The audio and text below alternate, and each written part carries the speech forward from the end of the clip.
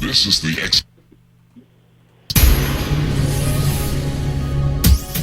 This is the X-Zone Broadcast Network, broadcasting worldwide on broadcast affiliates and satellite program providers, including CNN Broadcast Network, Sirius Satellite Network, Star Media, Good News Radio Network, Angel Broadcast Network, Wiki Broadcast Network, and WPBN TV. For more information on the X-Zone Broadcast Network, visit us at www.xzbn.net.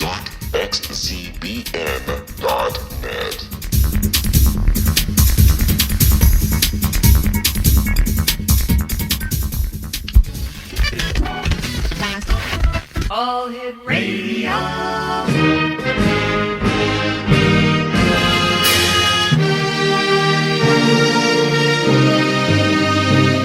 Welcome to the X-Zone, a place where fact is fiction and fiction is reality. Now, here's your host, Rob McConnell.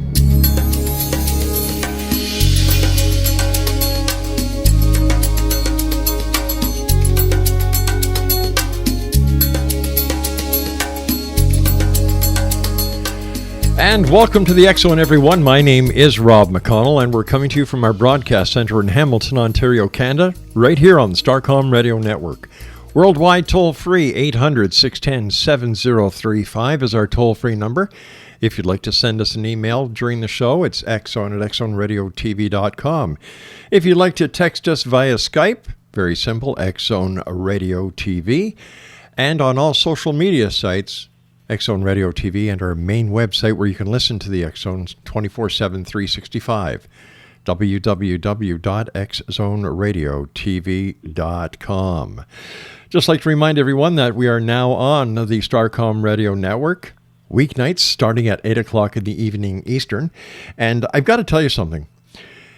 The CEO of Starcom Radio Network is legendary broadcaster Ed Till, and Ed still does his show Monday through Friday from 9 a.m. until 5 p.m. daily. If you want to see what real radio is really about, join and listen to the Ed Till Show Monday through Friday, 9 a.m. until 5 p.m. and all weekend, the Real Music Show. Wow, exciting times. Let's take a look at the news in the past. Today is Wednesday, May the 27th in the year 2015. And on this day in history, in 1647, Alice Young, a resident of Windsor, Connecticut, was executed for being a witch. Now, this was the first recorded American execution of a witch in history.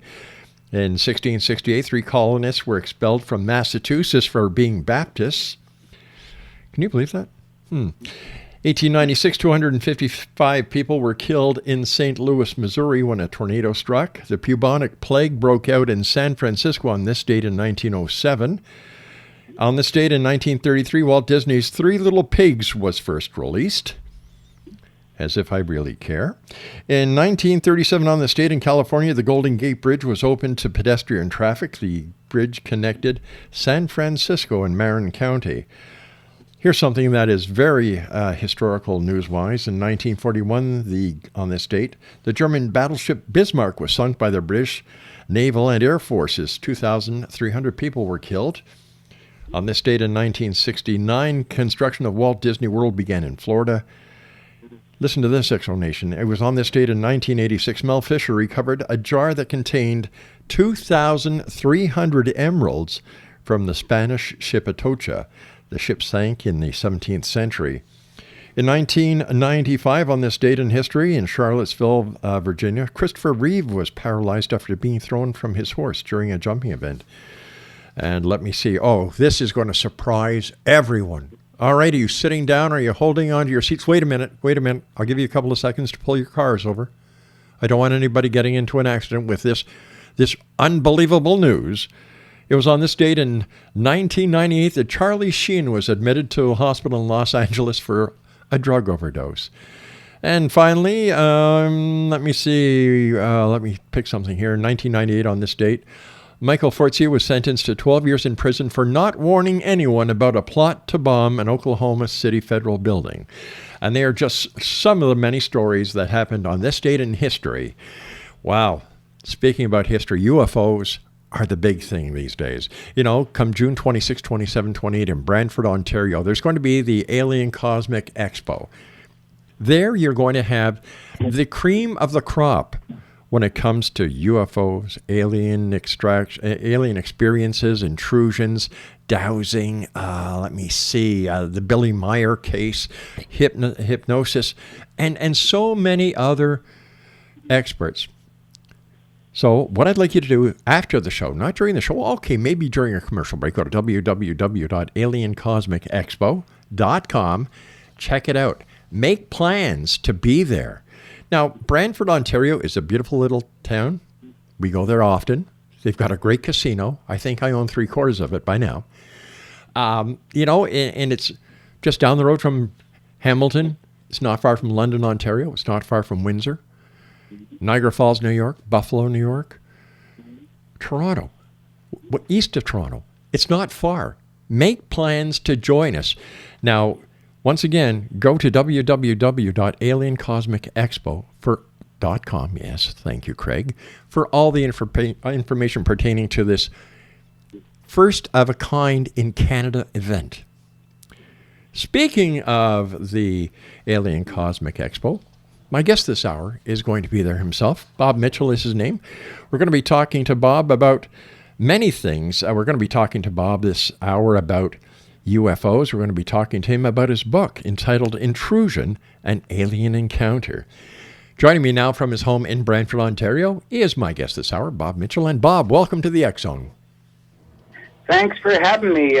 Boy, I don't know how I can follow that list of strange events that happened on this day, but I guess I'll fall right into history there. Well, Bob, you yourself are you've been a journalist, you've been in the media, and the new news is the saying is, if it don't bleed, it don't lead.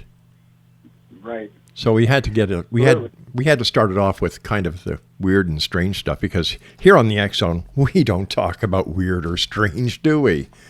Oh. No, it sounds like it's just a normal day here. Yeah, it is, Bob. Bob, tell us a little bit about yourself and how you became interested in the topic of UFOs. Well, I've always been interested in the, I guess, not the occult, but the paranormal and the UFOs. But being a journalist working for Canada's largest paper, the Toronto Star, for most of my professional career, and most of it covering crime, and then in the last 3 years of my career returning to sports. I never thought that I would ever have a chance to ever interview anybody that had any remotely connection with UFOs. And I wasn't just interested in writing a book about somebody that saw lights in the sky. I wanted to write a book about people who had actual experiences, or at least believed they had actual experiences, and they weren't just, making it up, that they really, truly believed that they've been affected and their lives had changed. So when I left the Star, I was freelancing, and one of the things I wanted to do was try to interview a field investigator with MUFON, who somewhere in Ontario, and preferably in Brantford, so I could freelance to the local paper. Mm-hmm. Lo and behold, there wasn't such an animal. And after talking to Stu Bundy, who's going to be at the Alien Cosmic Expo, and I believe he's going to be on your show in a couple of weeks. Yes, he is.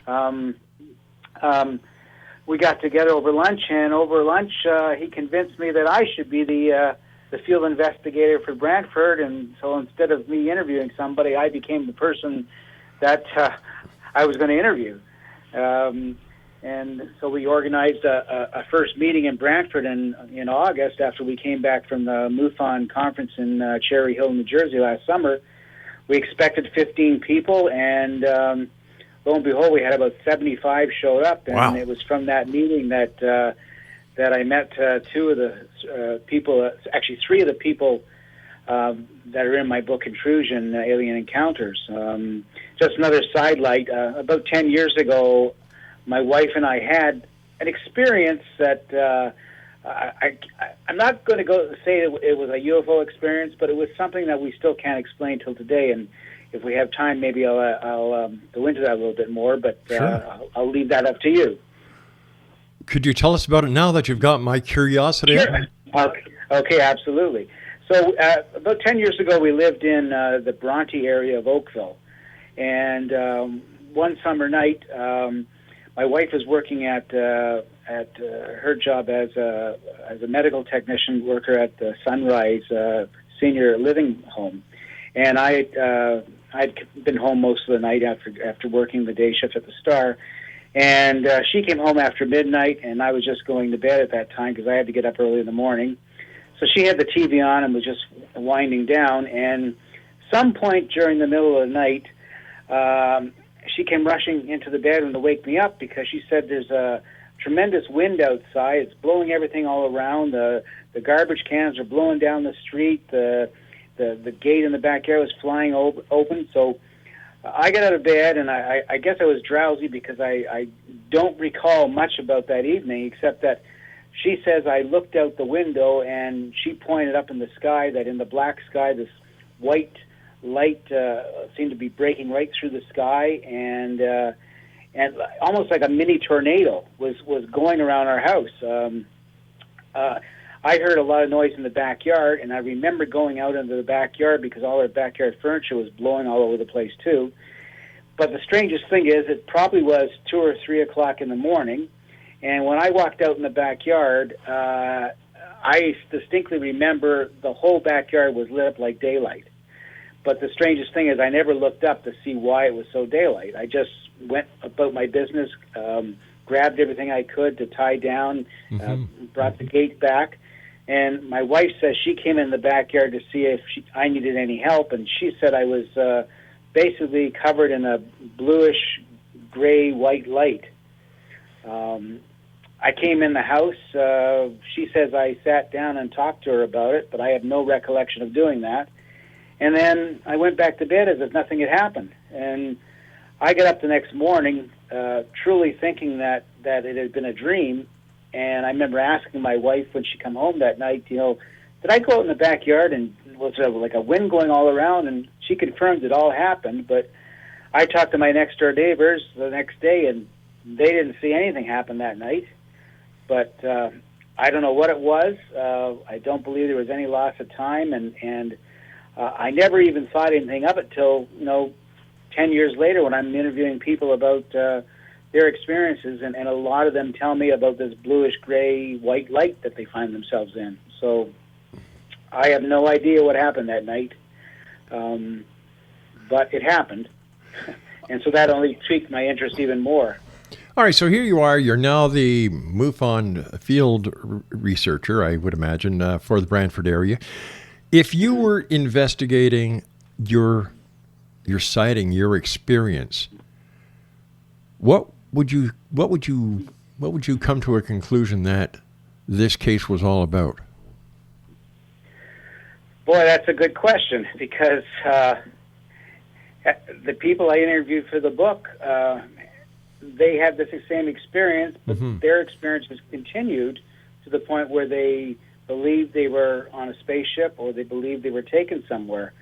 I have no, if I was asking myself this question, I have no evidence that I went anywhere. I have no signs. I had no markings on my body. I don't have any recollected memories of anything other than that it happened in the backyard that night. So that's really a good question, because I wouldn't know what to make of it. If it hadn't happened to me, I might have said, well, this person had read a lot of books and he's just repeating what other people have said. But it did happen to me, and I know I didn't make it up. I just don't know what happened. Can you tell us about some of the stories that are in your book, Intrusion, Alien Encounter? And by the way, Exonation, Bob's books are available on Amazon.com and Amazon.ca. Had to get your plug in there, Bob. So tell us about some of the stories in your book and the people that you actually interviewed. Yes. Well, the interesting thing about the stories is that everybody in the book is about the same age. They're all between 50 and 60. And they all had a tremendous desire all their lives to tell somebody about their experiences, but never did. And until I came along, which I feel very fortunate because I'm not a psychologist, and I don't know why these people trusted me, but they did almost immediately, and for some reason they believed that I would not just shove them away, and I really wanted to hear their stories. So over a period of numerous interviews that took numerous hours, and I got to know all four of the people that are highlighted in my book. And let's see, where do I begin? I mean, Kelly McLean, her stuff started when she was a 10-year-old or a 6-year-old girl back in California. She lived there in her early life and came to Canada about 40 years ago, and she married a Canadian, and she's been here ever since. But her one of her really truly amazing stories is that as a 10-year-old, she's living on a street in the outskirts of Los Angeles, and she's every day she goes down in the summer to visit her good friend, and her good friend happens to be Japanese. Mm-hmm. And the reason I'm bringing that up is that it comes into play later on. So she's going down the street to visit her friend, and on the way home that day, she stops in front of her house, and across the street there's a vacant lot. But on that day, there's a house on the vacant lot. And she can't figure out what the house is doing on the vacant lot. But she's very interested in it, and she goes into the house, and once she gets into the house, though, it's no longer a vacant lot. It's actually, as a 10-year-old, she doesn't know what it is, but when she describes what it is, it's clear that she's now inside a spaceship, and the aliens or the entities or whatever they are made her think it was a house in a vacant lot that shouldn't have been there. Once she's in the spaceship, she ends up seeing small tanks filled with what can only be described as embryos or almost even infants attached to tubes inside these fish tanks in green liquid. There's another being beside these fish tanks who she calls the doctor, and this can only be described as being a mantis. Not a gray, but a mantis, an 8-foot tall insect-looking being. And as a 10-year-old, she described it as an insect. She didn't know what mantis were back then, and for some reason, she had nothing but extreme love for this creature, to the point where she felt she had known this creature all her life, was not scared one bit, and she felt that the creature also had love for her. Which is kind of strange, because I always tell people that if I'm in a strange room and suddenly an 8-foot tall being that looks like a giant insect is standing beside me, I'm going to run away quite quickly, and I'm not going to hang around to get their name. But you and me both. But she didn't. But she didn't run. I mean, she absolutely loved being there with this creature, and the creature told her telepathically that she was very special and very important, and she had important work to do. And as a 10-year-old, while she's in this spaceship, she's actually given a baby to hold. Mm-hmm. And that in itself is kind of strange, because many abductees, experiencers recount how they believe they've had, given birth to babies that are taken from them or implanted by aliens and yes. hybrid beings.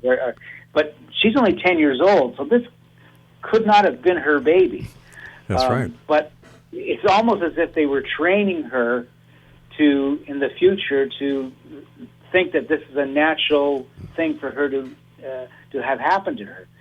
And she ends up in a green tub of liquid that she thinks she's going to drown, but she can open her mouth and she's not drowning, and it wasn't an unpleasant experience whatsoever.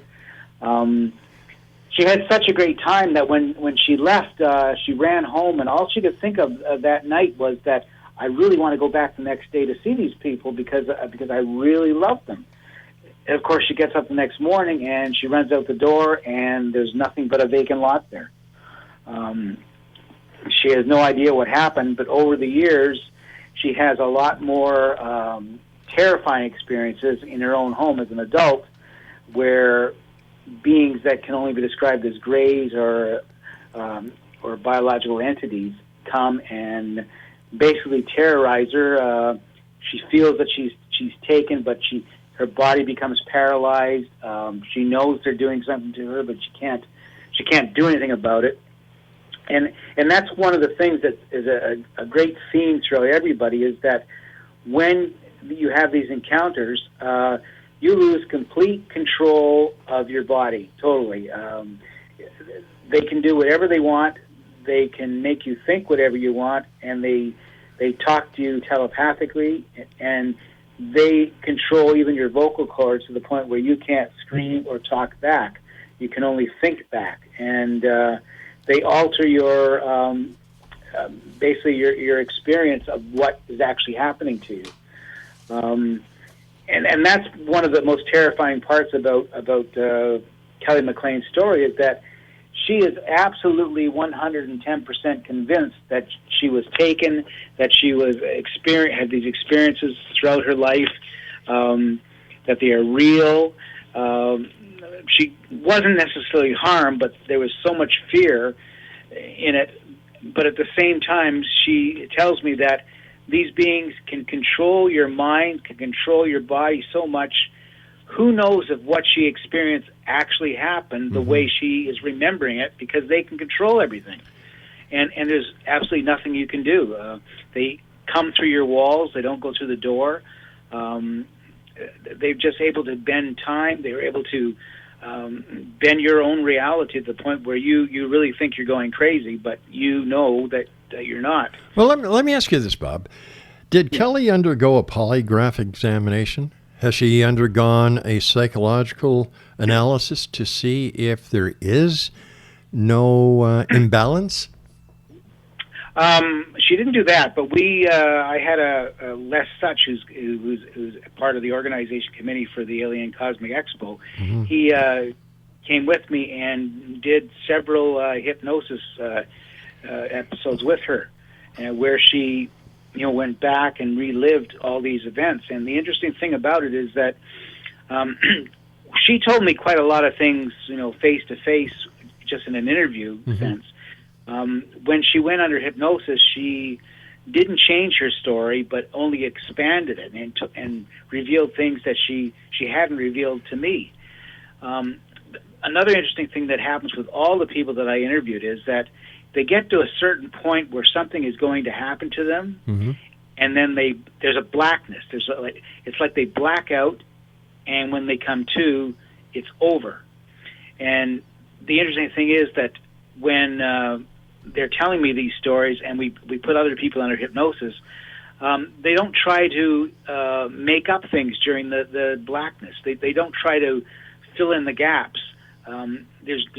They don't know what happened, so they don't try to make you feel that they do. All right. I understand that certain people believe that hypnosis is real.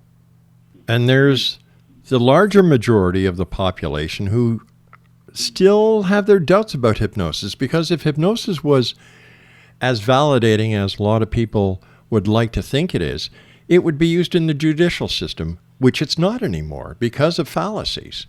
So how can we take whatever anybody says when it comes to UFOs, Bigfoot, whatever the case, as verbatim, as the truth when it comes out of the evidence based on hypnosis?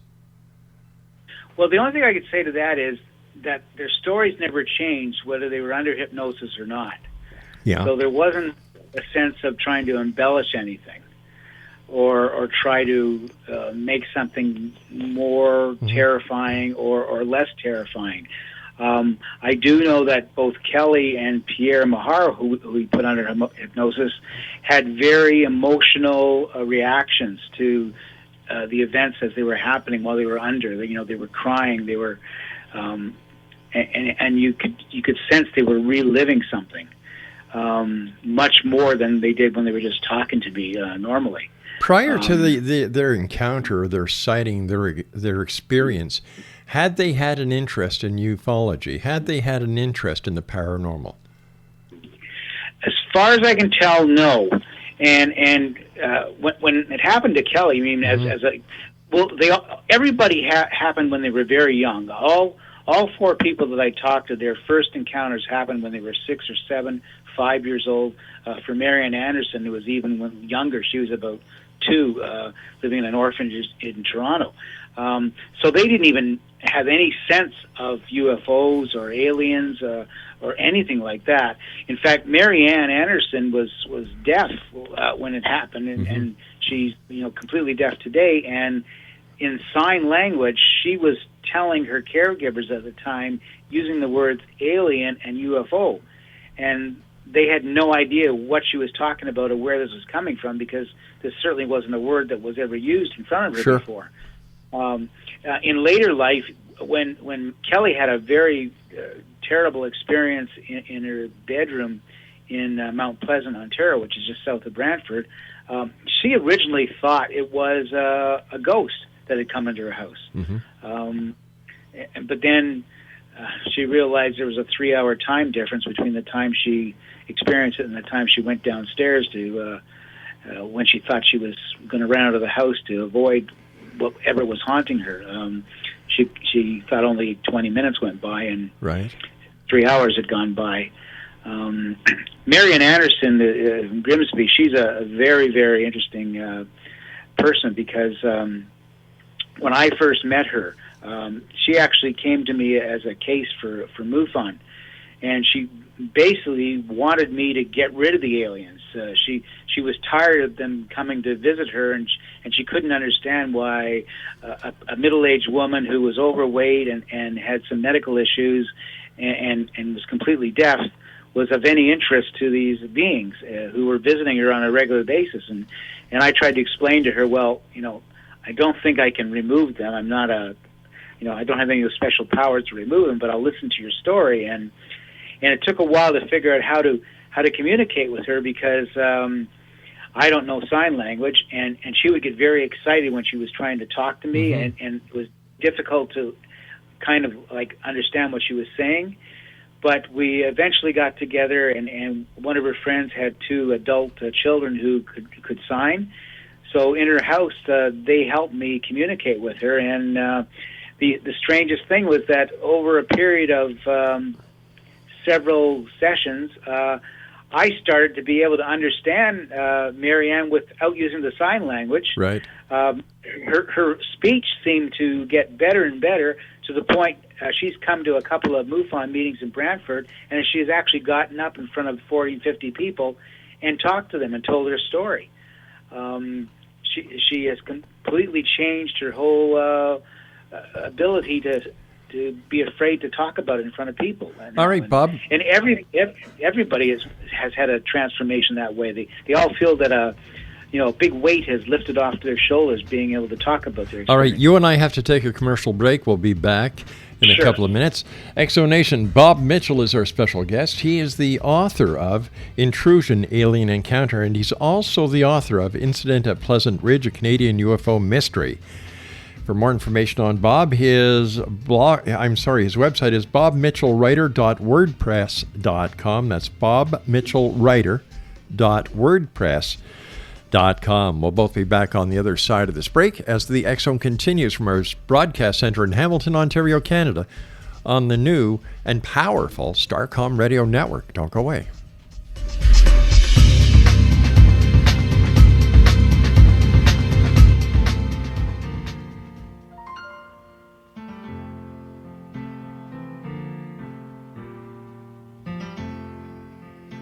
In the world today, most people want what is called the American dream. They want love, a family, a fancy car, and a nice home in a nice neighborhood. They also want a good job and money to travel to interesting places. Life is great because they have the American dream. But what happens to this dream if they hear they have a devastating illness like lung cancer? The doctor may tell them they need treatment immediately or they will be dead in 6 months. He tells them you need surgery and then you need chemotherapy to get better. When they get home, they think of many unanswered questions. They ask themselves, will I survive when so many of my friends with cancer have died? How will I deal with the pain, hair loss, nausea and vomiting, sore mouth and other side effects of chemotherapy and pain of surgery? Will I be able to keep on working? What will happen to my family? Then they look at the internet and wonder, is there a better way to deal with lung cancer and return to my American dream? Carl Helvey can tell you yes, there is a better way. Carl Helvey is a registered nurse with a doctorate in public health and a 38-year lung cancer survivor. Carl was given 6 months to live when diagnosed, and he refused chemotherapy and surgery. Carl used alternative interventions. Those not only helped him overcome lung cancer, but also to remain cancer-free and healthy for over the past 36 years since recovery. In his book, You Can Beat Cancer Using Alternative Integrative Interventions, Dr. Helvey will tell you his story of using all-natural treatments for lung cancer and continuing to work during his treatment. Free of pain and discomfort, Carl will also share how he remained cancer and disease-free since then without chronic illnesses or prescribed medications. His story is supplemented with chapters by Dr. Bernie Siegel, Dr. Francesco Contreras, and Dr. James Forsyth, alternative integrative physicians, and Dr. Kim Dalzell and Tanya Harder-Pierce, health professionals. All have successfully helped others overcome cancer. Research presented by the alternative physicians on their treatments for lung cancer demonstrate a significantly higher long-term survival rate for lung cancer clients than those obtained by conventional doctors. In addition, their clients were free of or had reduced side effects. You Can Beat Lung Cancer Using Alternative Integrative Interventions by Dr. Carl Helvey is now available at all major book outlets and at www.beatlungcancer.net. That's www.beatlungcancer.net. This information may help you return to the American dream.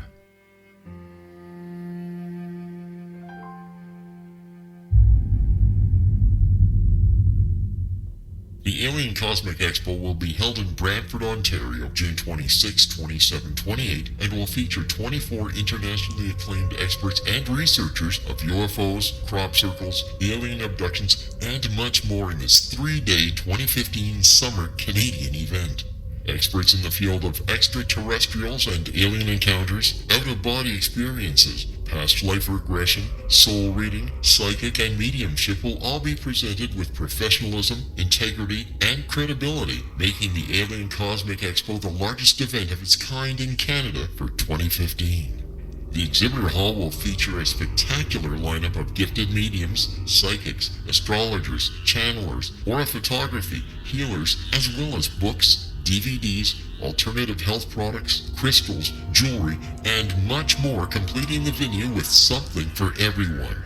For all information and to purchase your tickets for the Alien Cosmic Expo, go to www.aliencosmicexpo.com. That's www.aliencosmicexpo.com.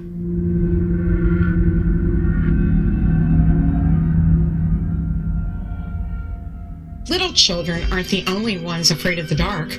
Millions of soldiers return from war zones with PTSD, anger, frustration, fear, and loneliness, much of which surfaces during the darkness of the night.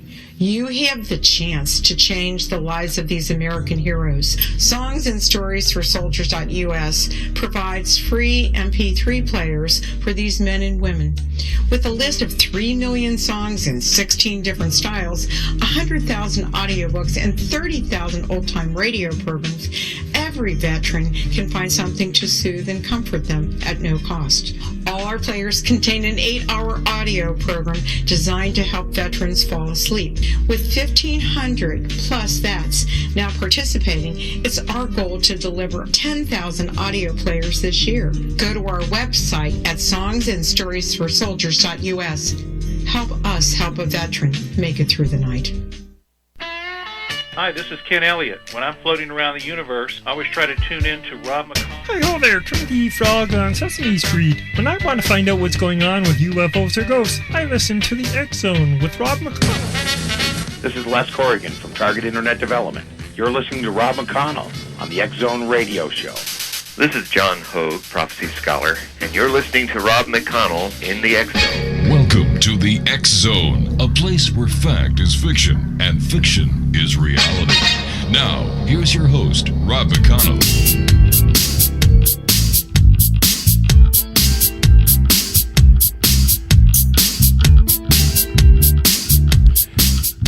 Welcome back to the X-Zone. We're coming to you from our broadcast center in Hamilton, Ontario, Canada. If you'd like to give us a call, ask Bob Mitchell any questions about UFOs, about his experiences, about the investigations that he's conducted, 1-800-610-7035, and press 0 as the extension. It will bring you right here into our broadcast center. And we're coming to you around the world live on the Starcom Radio Network. And once again, Ed Till Show, Monday through Friday from 9 a.m. until 5 p.m., exclusively live on the Starcom Radio Network. And every weekend, Real Music Weekends. And of course, Monday through Friday, starting at 8 p.m. Eastern, the X-Zone with yours truly. That's right here on the Starcom Radio Network. Bob Mitchell's our special guest. Bob is going to be at the Alien Cosmic Expo.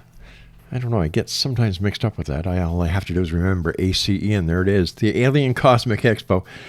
That's being held in Brantford, Ontario, the city where Bob lives, on June 26, 27, 28. For more information, tickets, purchases, who's going to be there, and what you can expect to see and hear and experience, go to www.aliencosmicexpo.com. Bob, thanks for being with us. It's always nice talking to a fellow journalist, author, and when it comes to the investigation and the research that you've done, both independently and as a researcher for MUFON, I know that many researchers, especially in the alien UFO investigation side of the paranormal, use hypnosis. But why wouldn't there be exams like, why wouldn't people be checked by psychiatrists, medical professionals, and other professionals to work with the claims and the findings of a hypnotist to give it that extra bit of validity that so many people are looking for? Sorry, I didn't catch the question. I only heard part of it. Oh, okay. What I'm saying is that I understand that researchers and investigators, when it comes to UFOs, aliens, use hypnosis as a tool of validating the claims that the experiencer or the abductee are making. Wouldn't it be more beneficial to the investigation itself if professional members of the medical community, as well as the psychology part of medicine, were there, present, and took part in the investigation to give it that extra bit of validity? I guess they would add something to it, but a psychologist, unless a psychologist was used to hearing these stories, I'm afraid most of them would automatically assume that these people were delusional or having some psychotic breakdown. Medically wise, there have been cases where they found, metallic implants in people and they couldn't explain what they were. But then again, nobody knows what that is. So, but how do you? I understand the part of the wariness of bringing in a psychologist into an investigation of a person who's claiming to have been abducted, taken by a spaceship to another planet, and the claims that they believe to be so real, but without any evidence to support their claims. How do you draw the line between fact and fiction? Well, that is a very difficult line to draw because, there was absolutely no reason for the four people that I talked to make this up. None of them had anything to gain. They had everything to lose. In fact, their friends found out, that all their life they were hiding these secrets. But, they sought me out. They wanted somebody to hear their stories. I listened. I questioned them. I asked them different ways the questions. Didn't get any different answers. I tried to figure out, are they making this up? And I came to the conclusion that they, all of them, absolutely believed these things happened to them. They don't have any real proof other than they have this gut feeling that it did happen to them. All right, can I ask you a hypothetical question? Sure. If I believe beyond anything that I have been abducted by aliens, all right, if I believe this to be the God's truth, if I am put under hypnosis, will I give the same story based on my belief? I'm told that under hypnosis you're less likely to do that, but hypnosis is not infallible. And hypnosis, you actually don't go asleep during it. You're actually pretty far. You're very awake and you're aware of your surroundings. Your consciousness doesn't control what you're remembering. You just go back further and you lose all your inhibitions and you're able to say what you're feeling and say what's happening. Now, I go back to Kelly. If it happened to her, and it happened by an intelligent race of beings or entities or interdimensional beings or whatever they are, they can control everything in your mind. So they can even control what she thinks had happened to her. Perhaps something more terrible than any of these people realize happened to them, and this is the memories they're allowed to remember. But is it also possible that what these people are actually coming up with are figments of their imagination? The boogie here's the basic question: is the alien of today the boogeyman of yesterday? That's a good question too. The only answer I can give to you is that the four people that I dealt with didn't know each other, and yet they all had very similar stories and had similar experiences. From being engulfed in the blue light to beings coming through doors and windows and ceilings, to having an overwhelming love for a mantid, and hatred and fear for the Greys, and a feeling that whatever was happening to them, they had no control over their bodies. Their minds were totally living an experience that they believed was real. Telepathic thoughts were all there. They all experienced blackouts. Some of them were shown visions of the future, not all of them. They all recall how less afraid they were as children, but more afraid as they became adults. They all had time loss experiences. They all had a sensation of floating, I remember they all saying. And the descriptions of the beings seemed to be similar. And another interesting thing is the four people I talked to, all of them had at least one, and some of them had several near-death experiences throughout their life, and 3 of the 4 had been adopted. Wow.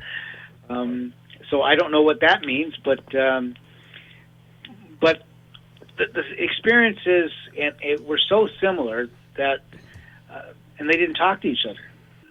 So, is it do they all have the same, figment of their imagination?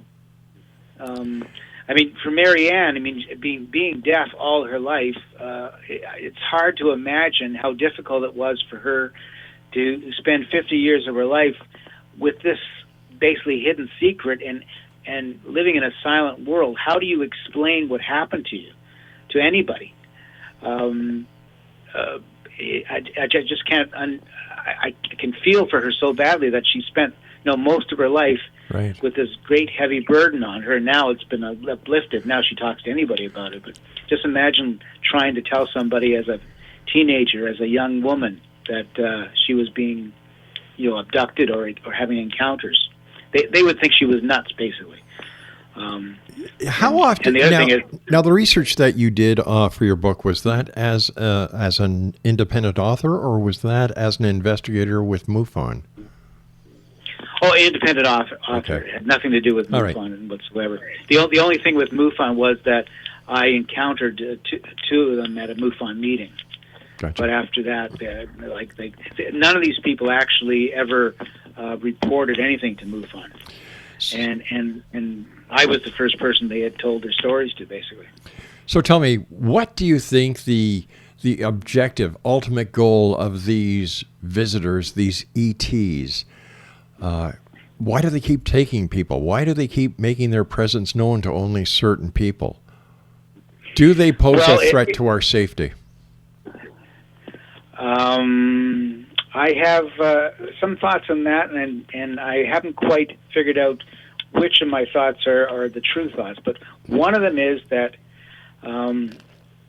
there is a theory out there that a lot of people have been taken over the last 100 years. Mm-hmm. Just look how many people disappear every year in the United States. Yeah. I've heard some figures about 1 million people a year disappear in the United States. Not every person is abducted by a serial killer. Not every person, gets killed by their spouse or family relatives. Some of them run away, but not everybody is found. So where do they all go? Where are all these children going to that disappear? I've read some books from people, and the theories are that perhaps, and I hate to even think about this, but perhaps some of the ones that aren't coming back are being used as a food source. Yeah, now theories are great. Theories are great. Yeah. They're super for writing books. They're super for the storylines of movies. But what evidence, what facts are behind these statements? There's no evidence on that theory, other than the fact that I don't know where all these people are going. But it also seems clear that many, many people believe that a hybrid is being developed for some reason. I don't know what reason that is. The people in my book, they definitely saw mantids, they definitely saw greys, but they didn't see any reptilians. It's another species that people out there seem to have caught on to recently. They've also seen little hooded characters that they described as monks. They could be greys too, with cloaks on them. I don't know, but they're obviously here, looking at us as maybe studying us, just like we would study somebody else if we went to their planet. I mean, they're studying our emotions for sure, because all these people were put through the ringer in emotions to see how they react. Kelly tells a story that she's in her bedroom at one point, and she's struggling to try to not be paralyzed and not let them enter her mind, and she clearly hears a voice in her head saying, "See how hard she struggles?" And it's not an anger voice; it's almost an amazement, as if they were testing her, and they say, "Wow, she was able to resist this." So I think there's an emotional, whatever they are, they don't have the same emotions that we have, and I think they're studying us for that part. They're studying us as a species too, to see what makes us tick, I guess. Just like if we went to a planet and found a lower species, we'd want to know what makes them tick. I don't know how long they've been coming here, and I don't know what species are here and what species aren't here. I just know the ones that these people say are here. But, besides other people who have abductions, they say other species have been here for thousands of years. So. All right, but besides the people that you've talked to, what physical evidence have you seen to can't hear you now. All right. Are you there? I'm right here. I haven't gone anywhere. I can. You're very faint in my earphones, but well, I can hear you. Okay, so the question is, besides the statements, the stories from people pertaining to abductions, experiences, ETs of different descriptions, ETs coming through the ceilings, through the walls, is there any physical evidence? I mean physical evidence that would substantiate the belief. Everybody. Yeah, well, like this is what people are looking for, the smoking gun. Yeah, and the only smoking guns that I know of are the unclassified information that is now classified, where it's pretty clear that over the last 50 years, the U.S. Air Force has more information about UFOs than they've led to believe. But there is no factual evidence that I know of that ever points to somebody proving beyond a shadow of doubt that they've had an encounter with an alien. There seems to be lots of evidence that they've seen things in the sky, and there are pictures that have been taken. Most of them are not great, but some of them are pretty good. That's another point. Here, everybody has a high-definition digital camera in their cell phones. There are webcams all over the place. There are dash-mount cams. There are surveillance cameras. They have not taken that all needed photo proof. And plus, there isn't that one gotcha. That's right. Picture yet. Plus hackers have hacked into government databases. Look what happened with the IRS, 100,000 people. And yet no one has come up with any proof whatsoever to corroborate the beliefs that UFOs and extraterrestrials are visiting this planet. It makes no sense to me.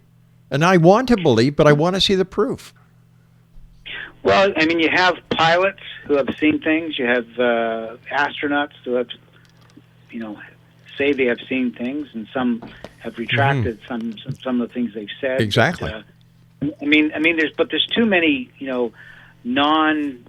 just average Joes out there who have seen things and have come forward over the last, I would say, even the last 5 years. But you see, that's the more and more people. That's the whole thing, Bob. They've seen something. They don't know what they've seen. Could it be an experimental aircraft that the government is working on? Like, we don't want to tell everybody what we're doing because then the enemies would find out. So I believe in government classification. But pilots, police officers, trained professionals, for goodness sake, do not give the type of information that is warranted, that is demanded by the public when it comes to the identification of what they are actually seeing. Are you seeing a UFO from Alpha Centauri? Are you seeing the Starship Enterprise in Earth orbit? Whatever. There's no physical evidence. And to me, I've been doing this show for 24 years. I still have yet to see or to hear anything that I can say beyond the shadow of a doubt is proof that we are being visited by extraterrestrials. I'd love to see the proof. Well, I mean, if you believe the government is withholding information that may point that direction, that could be an answer why you haven't seen it. But I think at the Alien Cosmic Expo, there's going to be lots of people with lots of stories, and again, they're just stories. Yeah. I would love to have, somebody come up with an absolute proof that this is an alien, body, that this isn't, some kid from, New Mexico or San Francisco that was on display, like happened in the Mexico one recently. Yeah. But I mean, I believe it's coming. I believe disclosure's coming sooner than later. But the problem is, how does the U.S. government ever come clean? It's probably the biggest public relations thing that they're ever going to have to do. Bob, I don't know how they can clean after 20 years, 30 years of hiding it. You and I have got to say so long for tonight, but I'm going to be seeing you at the Alien Cosmic Expo, June 26, 27, 28 in Brantford, Ontario. But just let me leave you with this thought. If the President of the United States cannot have a sexual encounter in the White House, the most secure building in the entire free world, without the world knowing in a matter of months, how in the name of God can they ever hide an alien or crashed UFO? Good question. And if Hillary gets elected, maybe she'll have the answer. Hey, if Hillary gets elected, does she get to have an intern too? I think so. I think that's part of the deal. Bob Mitchell, take care of yourself. Great talking to you. Congratulations on your great book, Intrusion, Alien Encounters. It's available at Amazon.com online, Exonation, and Bob's website is bobmitchellwriter.wordpress.com, and Bob is going to be one of the key speakers at the Alien Cosmic Expo, 26, 27, 28 of June in Brantford, Ontario. Visit their website, aliencosmicexpo.com. I'll be back on the other side of the short break as we continue here in the X Zone with yours truly, Rob McConnell, from our broadcast center in beautiful Hamilton, Ontario, Canada. Whatever you do, don't go away, and thank you for joining us right here in the X Zone on the Starcom Radio Network.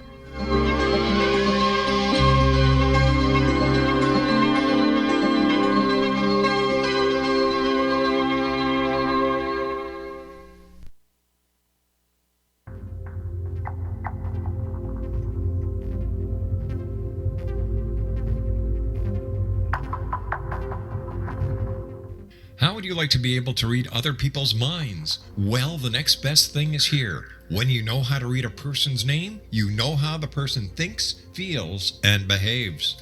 Each letter in our name holds a key to unlock our true essence. Our name contains both our gifts and challenges in this lifetime. Mnemology science discovers personality secrets hidden in the placement of the letters of our names, including the first and last impression people remember about us. Sharon shows us how to interpret the arrangement of letters as outlined in her book, Know the Name, Know the Person. Sharon Lynn Wyeth created mnemology science after 18 years of research and testing her theories, and has supported thousands of people around the world in understanding themselves and others better. You'll enjoy Sharon's unique teachings as she shares her system to learn the gifts behind your given birth name. Even if you don't like your birth name, there are jewels in this book. If you're thinking of changing your name, ready to name your child, or wanting to get along better with others, this is the book for you. If you'd like to improve your relationships and change your life for the better, get the book today, Know the Name, Know the Person, or visit www.knowthename.com. That's www.knowthename.com.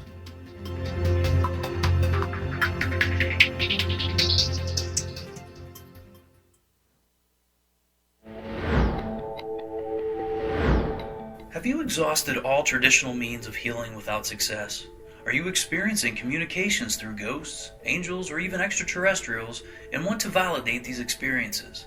Or would you simply like to speak with someone who can help you find your life's purpose? I'm Dr. Joseph Mara, and I'm offering my services to humanity at this time through consultations. These consultations include angel card readings, guided meditations, life coaching, and energy healing. If you desire clarity of what may appear to be unexplainable phenomenon, then contact me through my website at aguidinglight, spelled LITE.com, to schedule your consultation today. Until then, I offer you love, light, and laughter.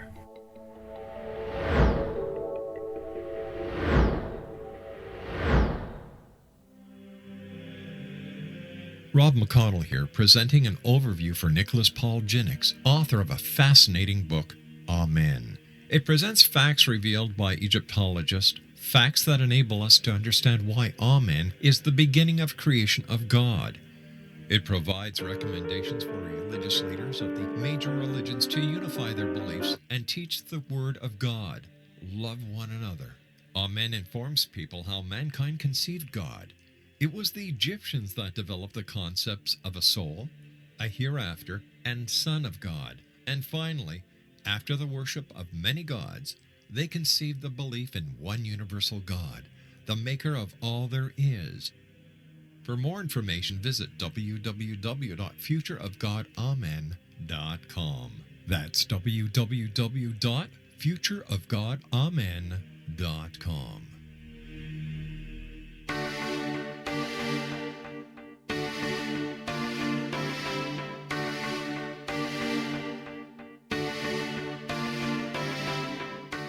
What if someone told you you could live to be 120?